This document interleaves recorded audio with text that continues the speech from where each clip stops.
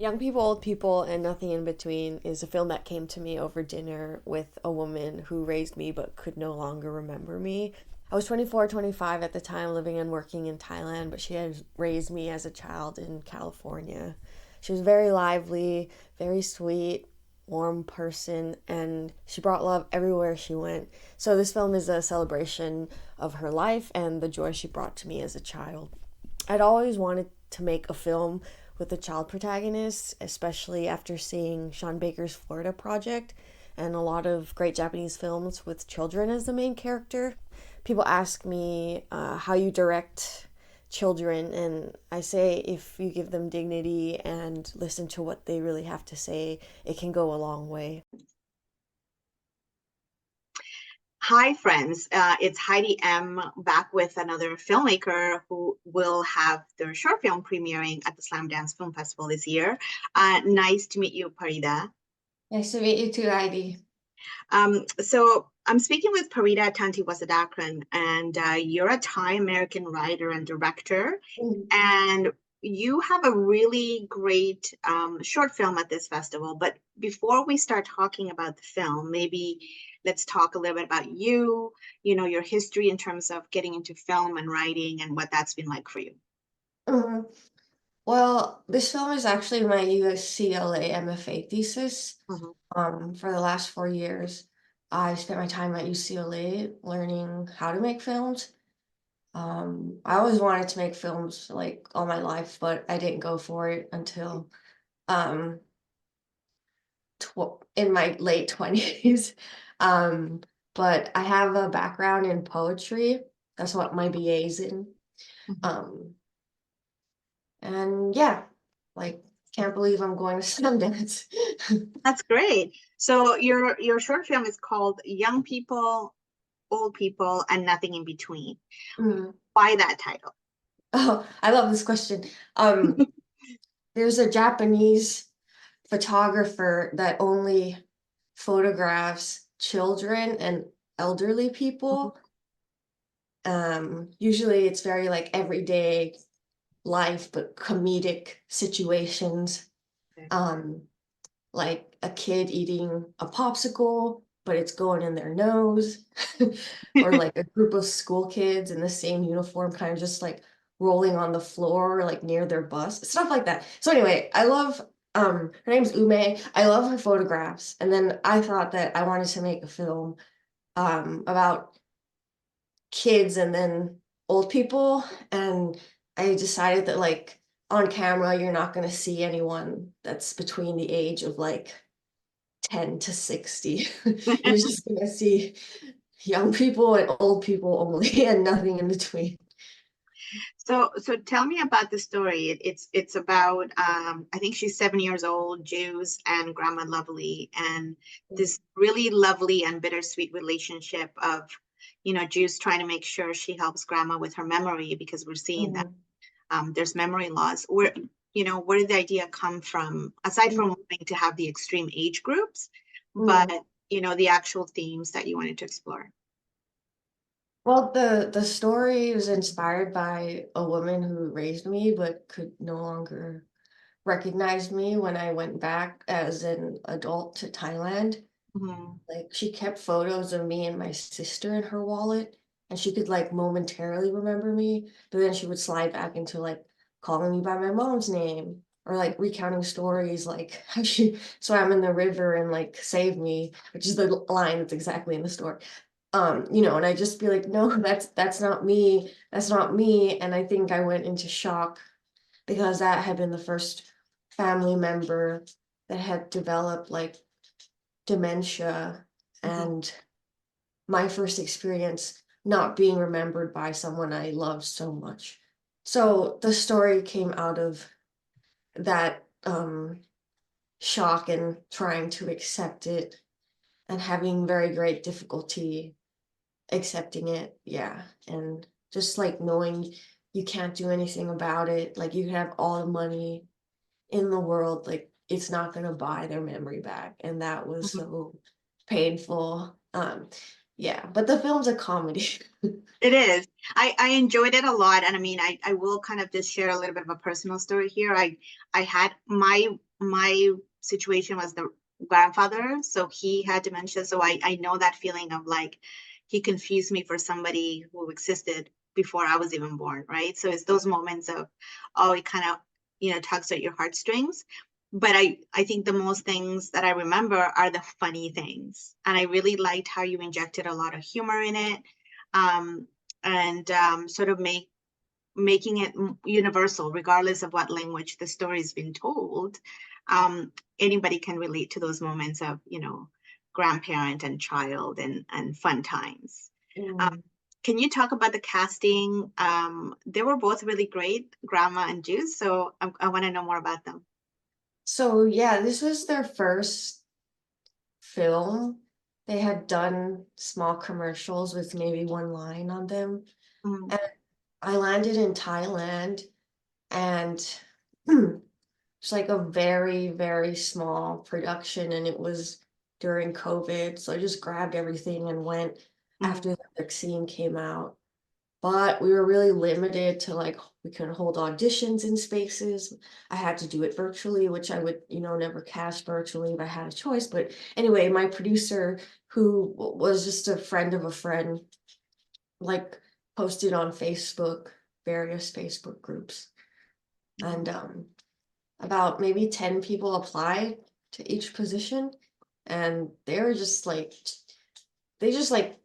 it shone so brightly out of the whole um group. Mhm. Um, Dee Dee, like the girl who plays Juice, I mean, she memorized 20 pages, which is crazy, and when she was on camera, I had her do the scene where she's like, it's me, grandma, it's me. And my note to the the actor was gonna be like, can you use your hands to do this when you say it's me? But it's like she already did it. Yeah. And I asked her like if she liked the character Juice, and she said yes, because she listens to rock music and doesn't like to wash her hair. Just like and then for the grandma one, I had them do the scene where they're sitting outside, and then she kind of like shakes her boob, and I was Oh, like, yes. all right, well, like, who's gonna do this, And like a lot of people did it, but were like clearly very like uncomfortable and like, didn't want to do it, which I understand, but she was just like she recited all the lines, and then she was just like juggling. And I love that I was like, scene. aren't you shy at all? And she's like, why would I be shy? They're just boobs. I love that scene so much because it just shows like the spontaneity and the and the level of comfort, right? Like they're kind of besties in that sense, Yeah, regardless of the age difference. Um, yeah. so you had to film in Thailand.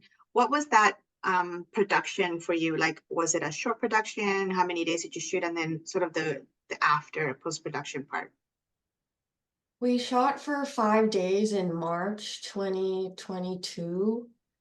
And then I went back to LA for my last quarter of school, Hmm. and I had to finish a cut to graduate. So I finished the cut to turn into school May, and then I edited it all the way until August. Yeah, that was the last picture edit. That's a August. quick turnaround. Yeah. Um, it was just like me and me and me. So Well, I mean, sometimes it's like you get really frozen, like looking at your own stuff. yeah, for Yeah. sure. But I guess now you kind of gives you this appreciation for all the work that kind of goes in behind the scenes and all of that as well, right? Mhm. Um, Yeah. are there I've always had an appreciation for it. That's so true. Um, so congratulations. I know the film's gone around different festivals. I know it was in Canada here in Vancouver and the Busan Film Festival. Um, what's that been like? What's that journey been like for you so far? It's been insane. Like I made a list of places where I was like, if I just play in one place, on this list, I will be so thrilled. Mhm. And on my list, I had Busan, Berlin, and then somewhere in the US, preferably Park City. And I got to do all three within a year. That's crazy. Um, in January, February, I was applying every day and I just didn't hear um anything good really until like March is when I got into my first film festival and it premiered in Vancouver. Mhm. Um, but yeah, just trying to like remind myself that like earlier this year. Oh, I guess it's January now. But like I I felt like I wanted to give up because I was just getting rejected flat out like everywhere. Yeah. Yeah, there's the one kind of piece of advice I can give. I'm a programmer for a local film festival here, and we always say that to any filmmaker, regardless of where you are in your career. Like, rejection, unfortunately, is part of the process. Some festivals might give you feedback as to why, sometimes it could be length or theme, or it just doesn't fit, what the festival is looking for, but it doesn't really reflect on the work that you've done. It's really, you know, again, just sometimes it's time constraints, or there's so many films, there's only so many we can accept, right? So I'm glad you kind of stuck through, and now we're gonna get to see you go to Park City for Slamdance, and you're part of this really interesting program, which is the Unstoppable Shorts program. I think you're in pretty good company there. And I think from what I'm reading is that it is a program that is by and for filmmakers with visible and non-visible disabilities, which is, I think, a really important kind of evolution of film festivals. What are you most looking forward to once you're at Slamdance? Yeah, I'm looking forward so much to playing as part of the Unstoppable block. I think it was the first festival that had like a program section, um, for and by people with visible and non-visible um disabilities. Because I had seen festivals that the whole thing was sorry. But yeah, the entire festival was focused on like disability in film as well. So, but I had never encountered like a festival with a section Mm-hmm. that uh and it's kind of hard to talk about because like I guess you would say like my disability is not like visible, I guess you would say. So I It's think still about valid though, right? Like, you don't have to yeah. disclose or anything, because I think that's your purview. But I think it's still important that those spaces exist for people to feel safe and comfortable. And also share it with like-minded people, right? Mhm. Yeah, and when I got in and I found out like, who was playing and why, I just felt like this weird sense of acceptance, even though I hadn't even like talked to anyone yet. Mm-hmm. Um, yeah, like I was happy for some reason that this existed and was acknowledged, I guess. Mm-hmm. Yeah. Yeah, no, I think it's great. And I think we're gonna maybe see more of this happening as well in different festivals. So, it'd be interesting to see what else is coming out of Slam Dances and what their future looks like. I know I'm looking at other films from that program too, and the lineup is looking really good. Um, Mhm. so congratulations on that. Kind of wanted to ask you a little bit about the, I guess you're finished school now, are you? Yeah. Yes. Mhm. So do you think this is sort of like a segue into continuing to write and direct, or what do you think is your future path here, from this short? I really want to go into TV directing. Hmm. Uh, And then I still want to write and direct my own work.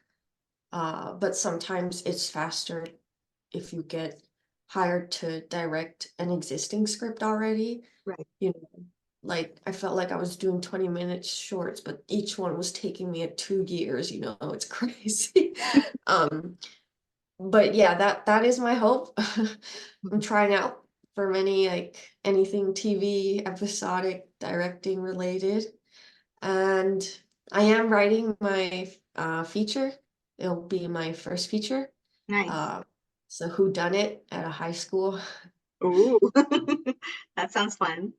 Um, and I guess what I was going to say is you talk about how short films can take up to 2 years, but if you make a short film that is really engaging, it's Mm. actually it's a big deal, right? Because with feature length, of course, you have the luxury of time, but to give us a film that is short, like this one, like young people, um, and kind of still grab our attention and make us feel things, laugh, maybe feel a little bit sad, and all kinds of things. I think that's still a really successful project.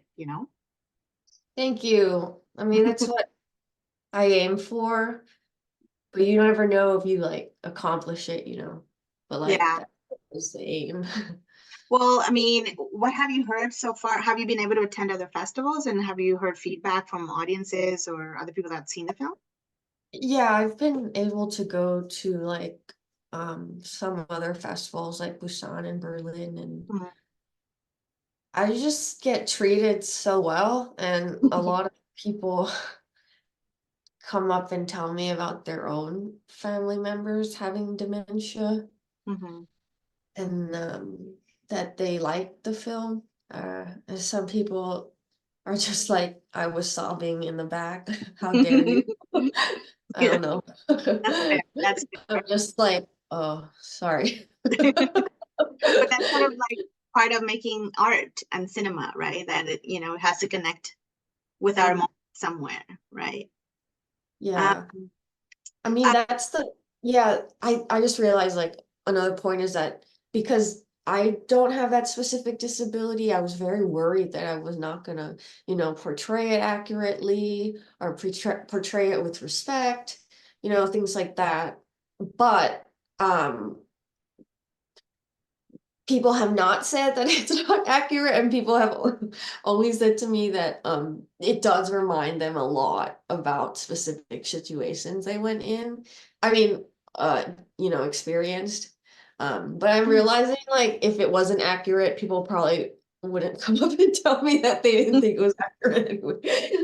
well, maybe, but I think it's also you did have a bit of that experience yourself, right? Like it's not like you're too far off the Mm, experience with your own family members. So I think there's, even if you might not have been around them as much as you got older, I think those core memories are still there, you mm, know, in terms of talking about this theme of memory, right? Like we still carry some of those memories with us, and yeah. they do live in the body somewhere. So I think that's what people relate to. It doesn't have to be like 100% accuracy, but it's also what you're feeling. Uh, Mm.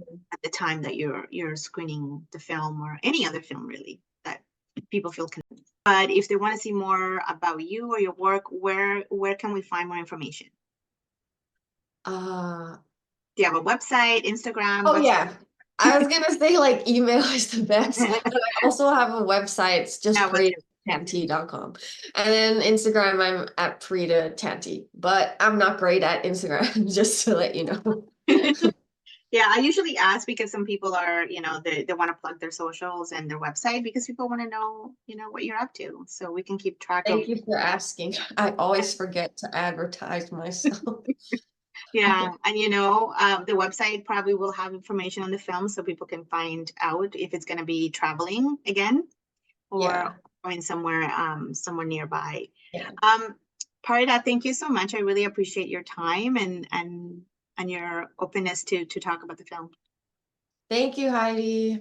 Yeah. Thank you for talking to me. It's a pleasure. Thanks.